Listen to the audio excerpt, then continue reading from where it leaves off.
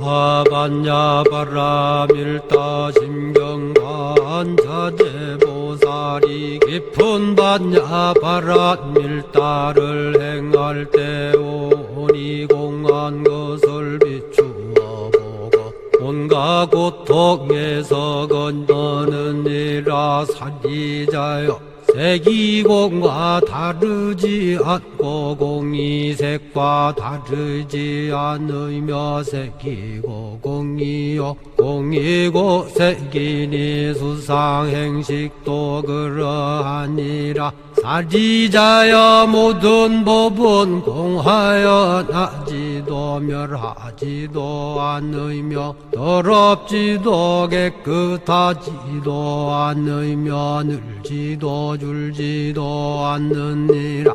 그러므로 곧 가운데는 색이 없고 수상행식도 없으며 안이비설신의도 없고 색성향 미촉법도 없으며 눈의 경계도 의식의 경계까지도 없고 무명도 무명이 담까지도 없으며 늙고 죽음도 늙고 죽음이 다함까지도 없고 고진열도도 없으며 지혜도 듬도 없느니라. 얻을 것이 없는 까닭에 보살은 반야바라밀다를 의지함으로 마음에 걸림이 없고 걸림이 없으므로 두려움이 없어서 뒤바뀐 헛된 생각을 멀리 떠나 완전한 열반에 들어가며 삼세의 모든 부처님도 반야바라밀다를 의지함으로 세상의 깨달음을 얻느니라. 반야바라밀다는 가장 신비하고 밝은 주문이며 위없는 주문이며 무엇과도 견줄 수 없는 주문이니 온갖 괴로움을 없애고 진실하여 허망하지 않음을 알지니라. 이제 반야바라밀다주를 말하리라. 아제 아제 바라 아제 바라 승아제 모지사바 아제 아제 바라 아제 바라 승아제 모지사바 아제 아제 바라 아제 바라 승아제 모지사바.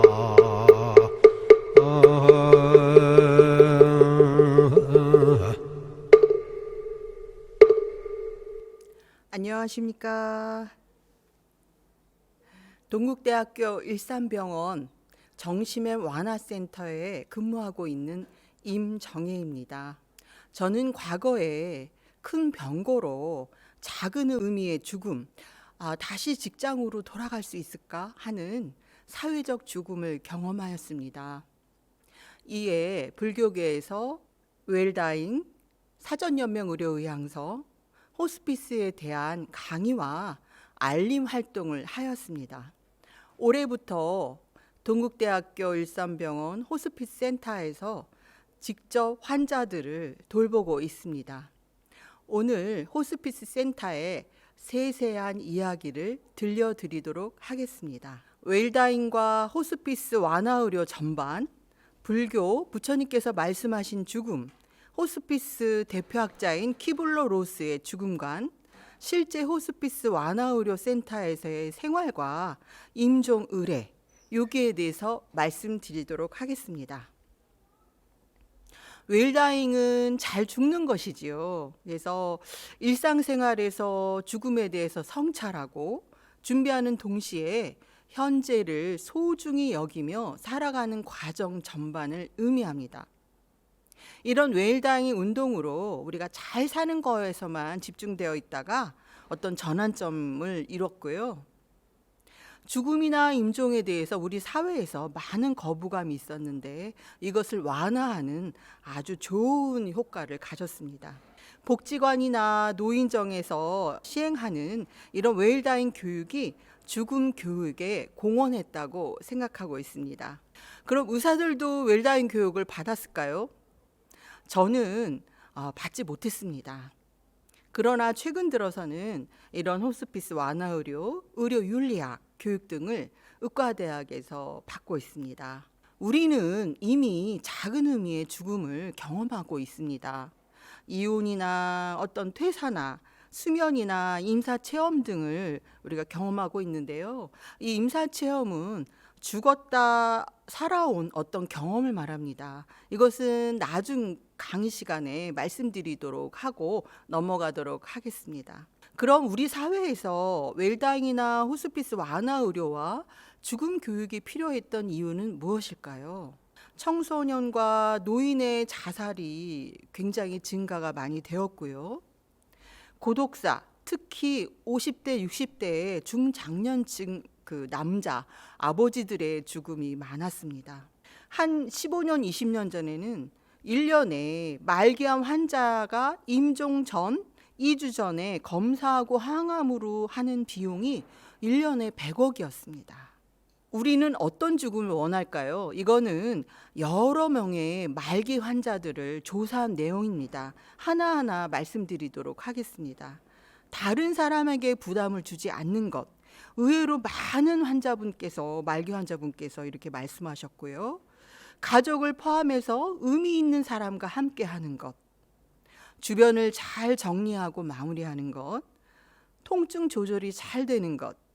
종교적 안녕인 상태, 용서와 화해를 주는 죽음, 지금까지의 삶이 의미 있다고 생각되는 것, 이 모두를 포함하는 것이 저는 편안한 죽음이라고 생각합니다. 호스피스의 기원에 대해서 말씀드리겠는데요.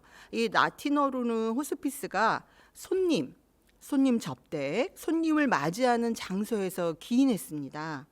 근데 중세 시대의 의미가 굉장히 뜻깊고 저는 좋다고 생각합니다. 성지 순례나 여행자가 쉬어가던 휴식처, 새 삶을 찾아가는 피난처 역할이라고 보았습니다. 근데 현대 들어서는 그 병뿐만 아니라 가까운 환자들이 보다 나은 삶의 질을 향상시키려는 돌봄의 공동체로 환자와 가족에게 중심을 두었습니다. 우리나라 최초 호스피스 기관은 갈바리 의원인데요. 1965년 3월에 강릉에서 설립되었습니다. 이 65년이면 굉장히 오래전이죠. 아시아 최초입니다. 그래서 어떤 한옥을 마련하셔갖고요. 임종 환자 돌봄뿐만 아니라 외래도 보셨고 가정 방문도 하셨습니다. 그래서 강릉뿐만 아니라 주변 지역 등으로 이동 진료도 하셨습니다. 좀 전에 말씀드린 마리아의 작은 자매회의 갈바리 의원이 1965년에 처음 설립한 이후로 1988년도에는 강남 성모병원의 호스피스 병동이 시작되었고요. 1998년도에는 한국 호스피스 완화의료학회가 창설되었습니다. 여러분들의 노력으로 2018년도는 호스피스 완화의료 및 임종 과정에 있는 환자의 연명의료 결정에 관한 법률이 시행되었습니다. 호스피스 완화의료의 확장된 개념을 말씀드리도록 하겠습니다. 저는 이 말을 굉장히 중요하게 생각을 하는데요.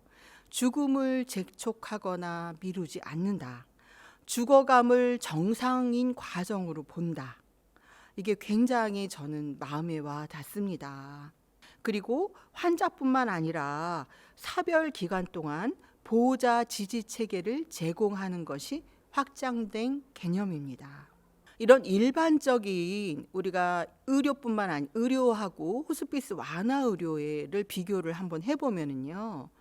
일반적으로는 이제 의사, 간호사, 의료진이 중심을 이루지요. 근데 호스피스 완화 의료는 이런 의료진보다는 환자와 보호자가 중심이 됩니다. 일반 의료에서는 당연히 나은 것, 치료가 중심이 되지만 호스피스 완화 의료에서는 증상 완화가 중심이 되겠습니다. 사람이 죽는다는 것은 신체가 죽는 것뿐만 아니라 사회적인 것, 정신적인 것, 영적인 것을 포함하기 때문에 팀 접근을 합니다. 그래서 그 심리적, 사회적, 영적 돌봄, 자원봉사 등이 이루어지고 있습니다. 우리가 아름다운 이별, 임종 전까지 잘 살기 위한 곳입니다. 이 호스피스 완화 의료는 물론 잘 죽기 위한 곳이기도 하지만 그 전에 가장 중요한 것은 잘 살기 위한 곳이라는 것을 꼭 말씀드리고 싶습니다. 임종 돌봄 교육뿐만 아니라 사별 돌봄까지 같이 하고 있는 곳입니다. 호스피스 완화의료 센터의 오해와 진실에 대해서 말씀드리도록 하겠습니다. 호스피스 완화의료 센터는 아무 치료를 하지 않는다. 아닙니다. 우리가 항암 치료를 하지 않은 것이지, 만약에 폐나 어떤 암이 뼈로 전이된 경우에는 방사선 치료도 하고요. 특히 중요한 통증 치료, 설사, 변비 여러 가지 증상 치료를 하고 있습니다. 호스피스 완화의료센터는 죽으러 가는 곳이다. 아닙니다. 가정이나 이런 외래를 다니시다가 증상 조절이 안 되면 호스피스 센터에 와서 입원하시다가 증상 조절이 되면 집으로 가실 수도 있는 곳입니다. 호스피스 완화의료센터는 비싼 곳이다. 현재 그 호스피스 센터는 암 환자들이 오시는 곳으로서 보험가의 5%로 저렴하게 있을 수 있는 곳입니다. 호스피스 의료센터의 장점을 말씀드리도록 해보면은요, 일단 그 여러 직군들, 저희 그 동대의 정신행 완화 센터만 해도 혈액종양 교수진뿐만 아니라 통증의학, 정신건강의학, 의료윤리학 이런 교수진이 포진되어 있습니다. 호스피스 완화 의료를 교육받은 간호사분들, 사회복지사, 스님께서 팀을 이루어서 환자나 가족분께서, 보호자분께서 필요로 하는 그런 여러 각도에서 치료나 도움을 드리고 있는 것이 호스피스 의료센터의 장점이라고 생각하고요. 또 하나는 임종실이 있는 것이라고 저는 생각합니다. 임종실을 보험가로 3박 4일 동안 쓸 수 있어서 가족과 환자분이 편안하게 같이 보내실 수 있고 임종을 맞을 수 있는 것이 호스피스 완화의료센터의 장점 중에 하나라고 저는 생각합니다. 참고 영상으로 호스피스 홍보 영화를 유튜브나 여러 매체를 통해서 보시면 또 많은 것을 느끼실 수 있다고 생각합니다. 그럼 굉장히 중요한 내용인데요. 호스피스 센터가 아닌 곳에서 임종은 어떨까요? 호스피스 센터가 생기기 전에는 중환자실이나 병동의 간호사 처치실, 아니면은 병동에 1인실이 있다면 1인실 쓰거나 응급실에서 임종하셨습니다. 아까 말씀드린 대로 임종 2주 전까지 항암을 받는다면 어떤 사태가 이루어질까요? 생애 집착이 너무너무 큽니다. 이때 삶을 정리할 수 있을까요? 가족에게 사랑한다는 말을 하고 가족들도 환자분에게 감사하다는 말씀, 사랑한다는 말씀을 들려드릴 수 있을까요? 부처님께 참회를 올리고 간절한 기도를 올릴 수 있을까요? 호스피스에서 말하는 마지막 성장의 기회라는 얘기가 나오는데요. 저는 이것을 이렇게 생각합니다. 우리가 어려운 그 시기에 마음을 가다듬고 자기의 죽음을 잘 받아들이고 정리하고 부처님께 기도드리고 하는 것이 너무 어렵기 때문에 그것이 마지막 성장의 기회라고 저는 생각합니다. 저는 마취통증학과 전문이고요. 22년간 다른 병원에서 교수 생활을 했습니다. 그런 제가 호스피스 완화의료의 의사가 된 계기들이 있는데요. 죽음의 3단계에서 부처님과의 약속을 했고요.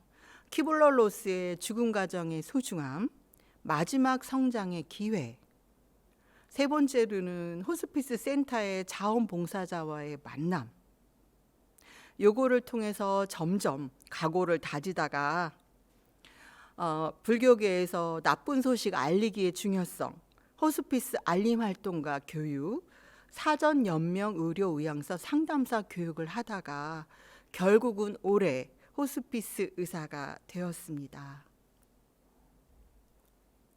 키블러-로스의 죽음의 5단계를 보면요, 당연히 암 환자라고 이제 판정이 되면 다른 병원으로 가시죠. 이 병원에 이제 이게 진단이 틀렸어. 특히 젊은 분 같은 경우는 굉장히 분노하십니다. 내가 이렇게 착하게 살았는데 이렇게 하고, 세 번째로는 자기의 보스, 저는 이제 부처님이 되시죠. 부처님, 저를 살려주시면 저가 정말 열심히 살겠습니다. 이런 협상 과정을 이루고, 그 다음에 말기이기 때문에 계속 나빠지기 때문에 네 번째 우울의 단계를 갖고, 다섯 번째로는 죽음을 받아들이며, 여섯 번째로는 돌아가신 부모님을 만나 뵐 수 있다. 저 같으면 아미타 부처님을 뵐 수 있다. 이런 희망의 단계가 있습니다. 근데 모든 단계가 수용의 단계, 다섯 번째, 여섯 번째 단계를 거치지 않고요.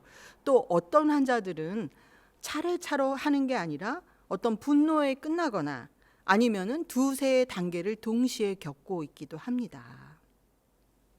저는 이 세 번째 협상의 단계에서 부처님 저를 살려주신다면 교수직을 버리고 나가서 부처님 일을 하겠습니다. 이렇게 기도를 올렸습니다.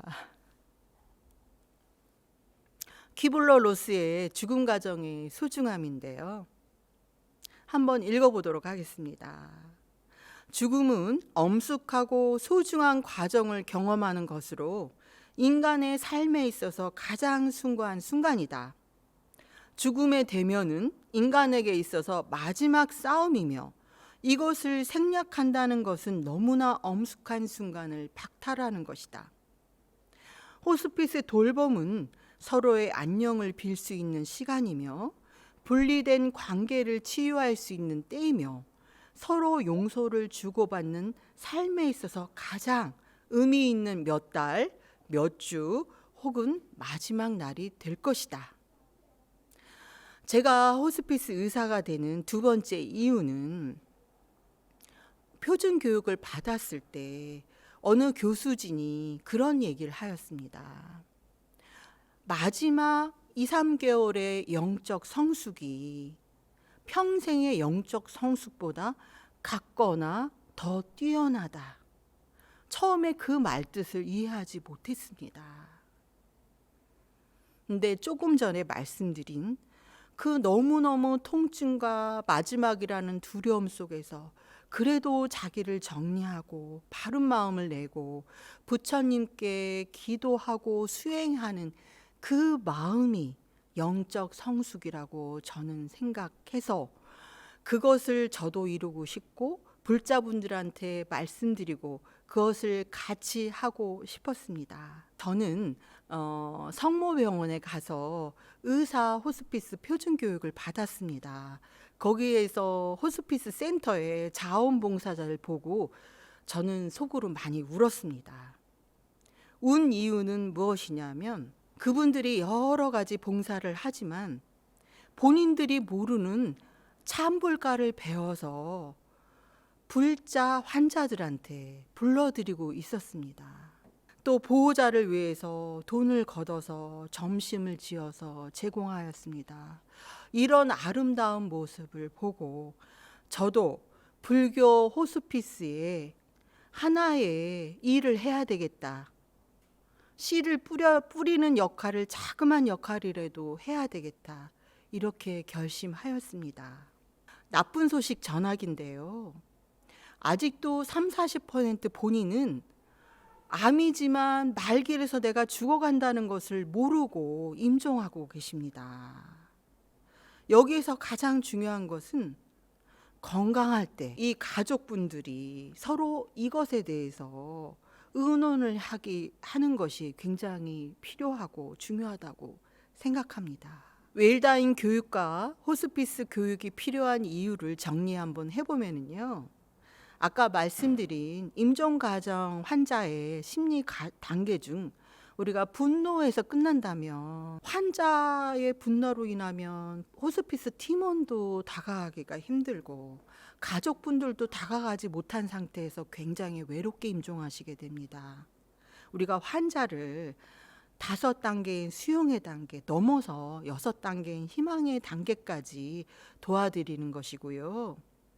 죽음 직전까지 아름답게 의미 있게 살게 도와드리는 거고, 몇몇 우리 이제 주변에 노인분들께서는 자다가 죽고 싶다, 자다 안녕하고 싶다 이런 말씀을 많이 하시는데요. 호스피스적으로는 2, 3개월 나의 죽음을 준비할 수 있는 암 환자가 축복이다 이런 내용이 나옵니다. 이렇게 당하는 죽음이 아니라 맞이하는 죽음에 대한 것이 더 소중하기 때문입니다. 호스피스 완화 의료에 대해서 말씀드리도록 하겠습니다. 생명을 위협하는 질환을 가진 환자의 신체적 증상을 적극적으로 조절하고 사회적, 영적 어려움을 돕기 위해 완화 의료 전문가가 팀을 이루어서 환자와 가족의 고통을 경감시켜 삶의 질을 향상시키는 것을 목표로 하는 의료 서비스입니다. 말기 환자의 정의를 보면요, 적극적인 치료에도 불구하고 근원적인 회복의 가능성이 없어 점차 증상이 악화되는 경우인데요. 이제 호스피스 담당 의사, 해당 분야 전문의 의사 2명으로부터 수개월 이내에 사망할 것으로 예상되는 진단을 받은 경우입니다. 암 환자, 에이즈 환자, 만성 폐쇄성 호흡기 질환, 만성 간경화, 그 밖에 보건복지부령으로 정하는 질환이 보통 해당이 되는데요. 요새는 연명의료 계획서를 이런 앞에 있는 환자뿐만 아니라 모든 말기 환자가 작성하는 것으로 변경되었습니다. 연명의료 결정법을 보면요, 법이 굉장히 이제 타이틀이 깁니다. 2가지로 나눌 수 있는데요.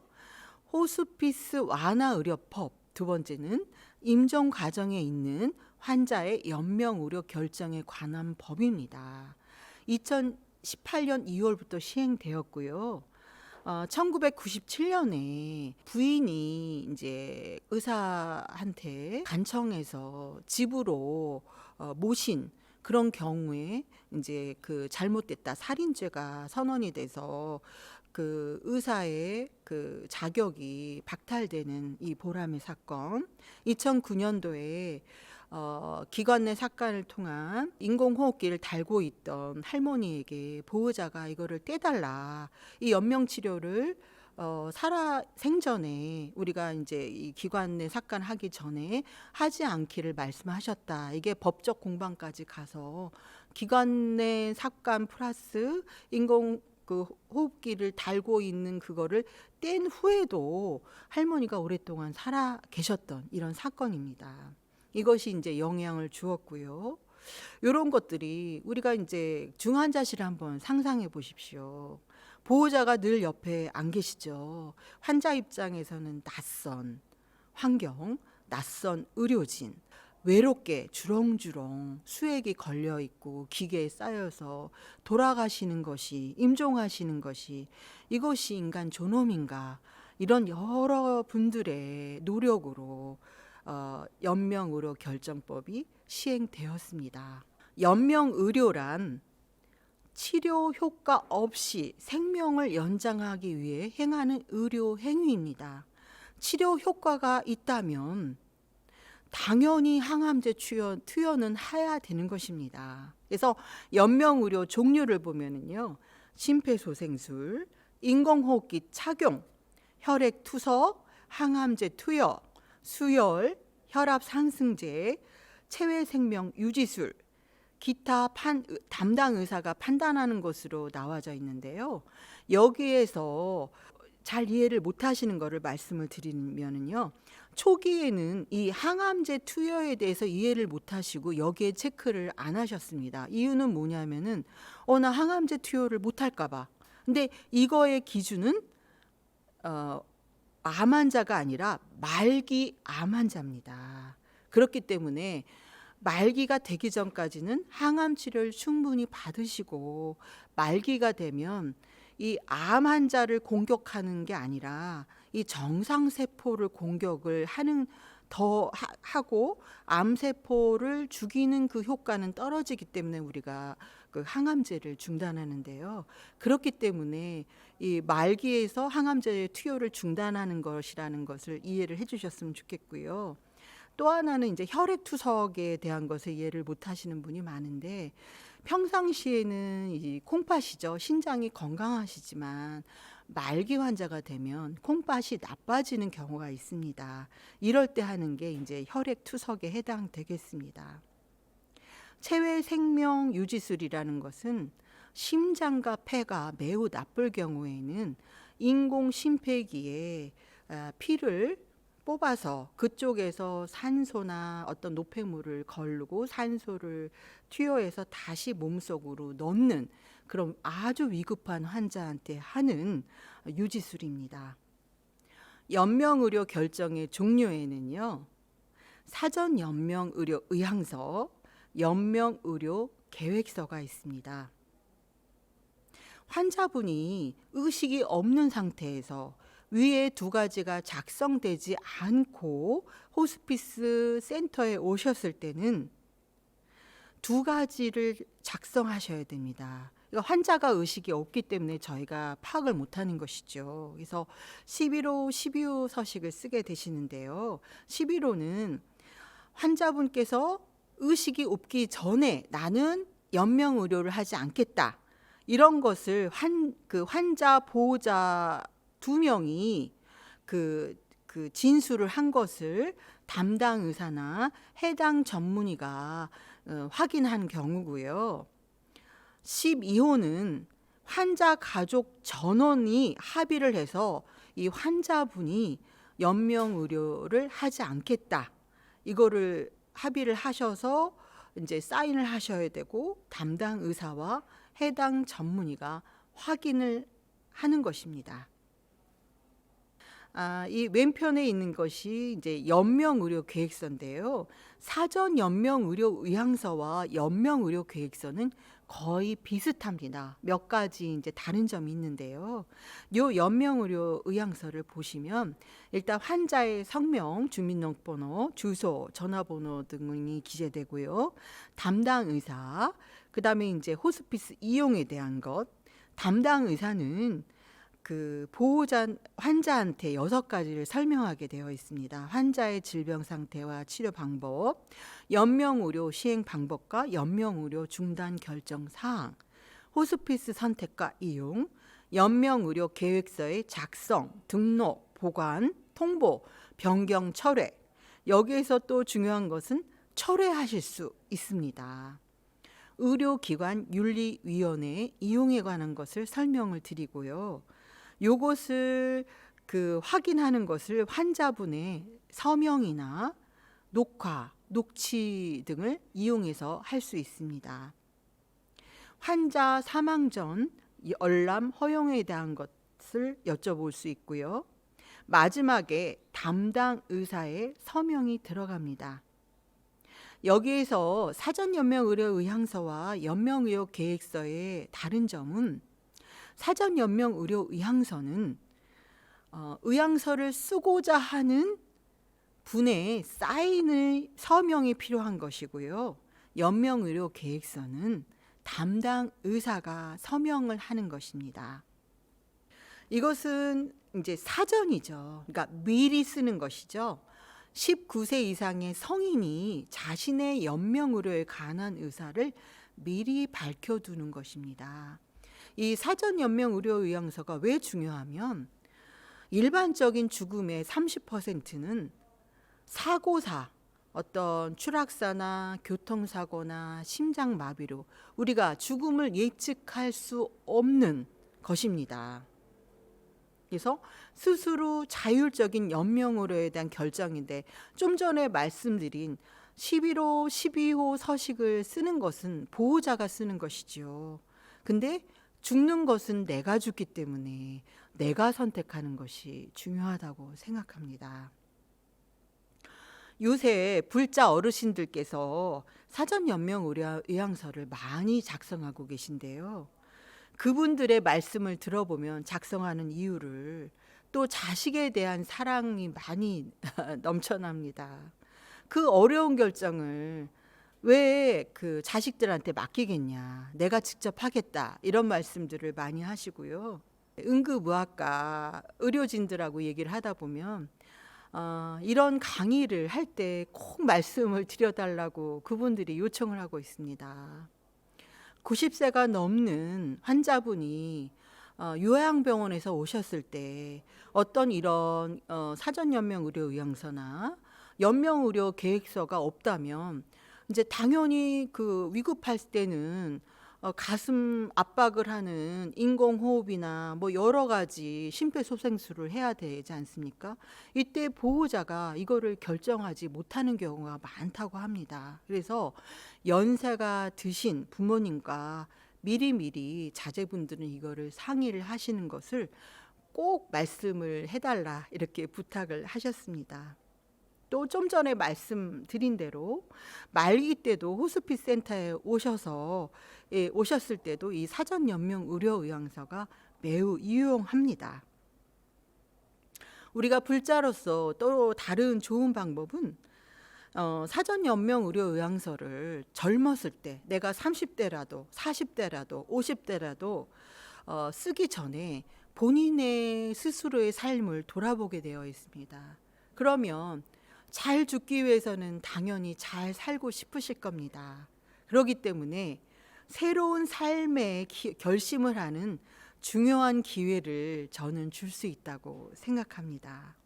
호스피스 완화의료 연관기관에 대해서 말씀을 드리겠습니다. 국립연명의료관리기관을 우리가 뭐 그 여러 가지 네이버나 여러 그 포털에서 찾아보시면 굉장히 유용하실 수가 있는데요. 여기서 보면 사전연명의료의향서 작성 가능 기관, 이런 걸 볼 수 있습니다. 한국호스피스 완화의료의학회, 국립암정보센터, 암성통증관리 지침 권고안, 이런 것들도 도움을 받으실 수 있습니다. 국립연명의료관리기관을 보면 뭐 동영상 등 여기를 클릭해 보시면 여러 가지 정보를 보실 수가 있습니다. 그래서 여기서 보면 서울특별시 사전연명의료의향서 등록기관 불교, 여기를 클릭을 해 보시면 여기 불교여성개발원, 또 그 행복나눔 가피봉사당 등이 나와 있습니다. 굉장히 자랑스럽습니다. 비영리 단체들만 이런 등록 기간을 할 수 있기 때문에 일반 사찰 등을 할 수가 없습니다.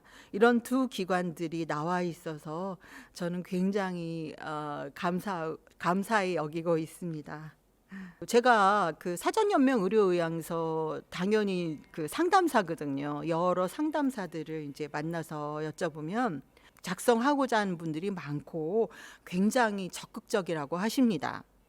제가 호스피스 센터에서도 보면 사전연명 의료의향서를 미리 작성하고 오신 분들이 굉장히 많아지고 있고요. 동대 그 호스피스 센터는 아직 자문형 호스피스는 하고 있지 않는데, 자문형 호스피스를 하고 계신 그런 호스피스 의사분들을 만나뵈면은요, 이제 그 협진을 해서 말기 암 환자가 이제 호스피스 센터로 갈 수 있느냐, 이런 협진을 하러 일반 그 암병동에 가 보면 두 가지로 이제 그 의사분들을, 호스피스 의사분들을 좀 이렇게 좀 안 좋은 시선으로 환자분과 보호자분들이 보신다고 합니다. 첫 번째 시선은 과거에는 약간 저승사자 보듯이 좀 호스피스 센터를 좀 안 좋게 보셔서, 한 이제 5년 전만 해도 그렇게 보셔서 좀 안 좋은 시선이셨는데, 최근에는 왜 안 좋은 시선이냐면은 호스피스 센터를 오고자 하는 대기 환자가 많기 때문에, 당장 못 오시기 때문에 왜 바로 안 데려가냐, 이렇게 좀 기분 나빠하신다고 합니다. 그래서 굉장히 호스피스 센터에 대해서 어떤 개념이나 인식이 바뀌었다, 이렇게 말씀하고 계십니다. 연명의료법 시행의 어려움에 대해서 말씀드리도록 하겠습니다. 호스피스 기관에 그 말기 환자분께서 계신 기간은 평균 3주인데요. 동대 일산병원 같은 경우는 한 5주 정도 되는 것 같습니다. 제가 환자분들 보면은 보통 호스피스 센터에 한 여 명이 일반적으로는 이 2개월 내지 3개월 정도 남아 있을 때 많이 오십니다. 근데 2개월, 3개월 남았을 때는 일반적으로 하고자 하신 것을 많이 걸어도 다니시고 많이 하실 수가 있는데, 여명이 1개월 정도 남았을 때는 많이 힘이 떨어지시고 기력이 떨어져서 걷지 못하시는 경우도 많으신데요. 이 의식이 있는 상태로 호스피스 센터에 충분히 시간을 보내는 것이 저는 호스피스 센터의 의사로서 좋다고 생각합니다. 또 하나의 문제점은 사전연명 의료의향서 상담사들이 이런 얘기를 많이 저한테 문의를 하십니다.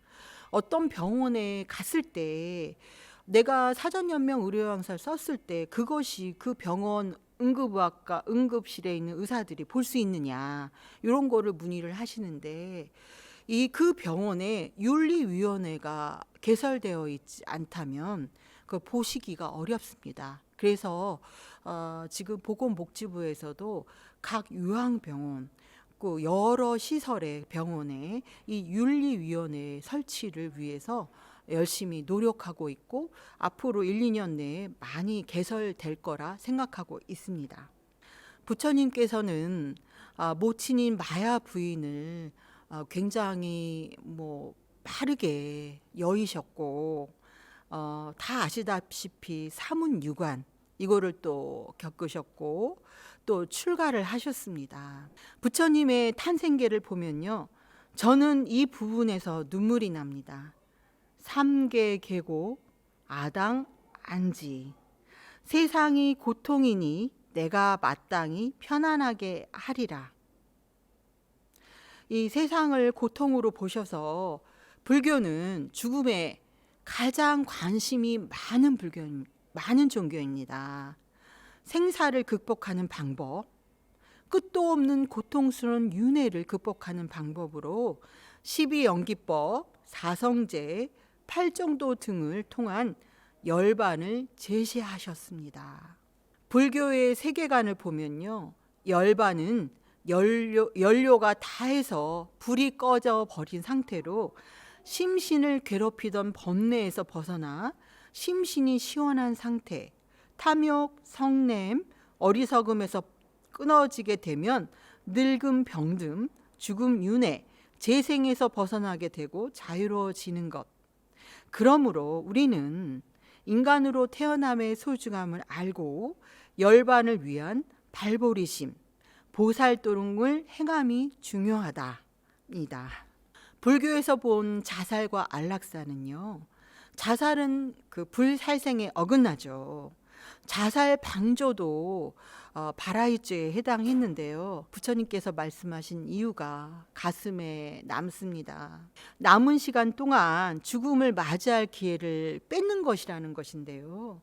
잠시라도 참회하고 바른 마음을 낼 수 있는 기회를 없애기 때문이라고 말씀하셨습니다. 종종 제가 보호자분하고 상담을 하면 저렇게 고통스러운데 빨리 가셨으면 좋겠습니다, 이런 얘기를 많이 하셔요. 그래서 저는 그때 말씀하실 때 이런 말씀을 들려드리면서 그런 말씀을 하지 마시고 감사의 마음, 부처님께 함께 기도하심을 부탁드리고 있습니다.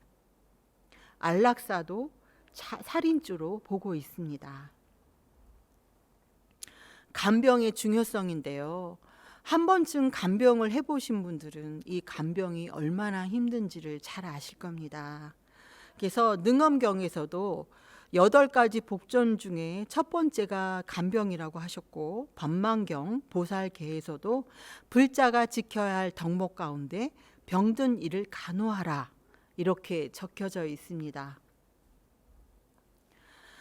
과보를 맺는 우선순위의 4가지 업을 보겠습니다. 무거운 업은 오역죄, 해롭고 무거운 업, 10선 유익한 무거운 업. 이 업은 너무 강해서 어떤 다른 업도 내 생의 과보를 멈출 수가 없습니다. 습관적인 업, 죽음 직전에 지은 업, 이미 지은 업이 있습니다. 그러니까 죽음 직전에 이런 업들이 나오는데 제가 공부하다 보니 그 중에 가장 중요한 것은 의도라고 하더라고요. 그래서 그 공부를 한 후에는 남의 눈물에 피눈물 나는 것이 최선일 때는 그것을 하지 않고 차선을 하리라 이렇게 결심을 하곤 합니다. 우리가 윤회를 하기 때문에 마지막 생각이 다시 태어나서의 첫 마음, 즉 내생의 재생 의식과 연결됩니다. 선한 마음으로 죽는 경우는 임종 직전 스스로 이전에 익혔던 선법을 기억하거나 혹은 다른 사람이 기억하도록 한다면 선법이 마음에 나타난다고 합니다.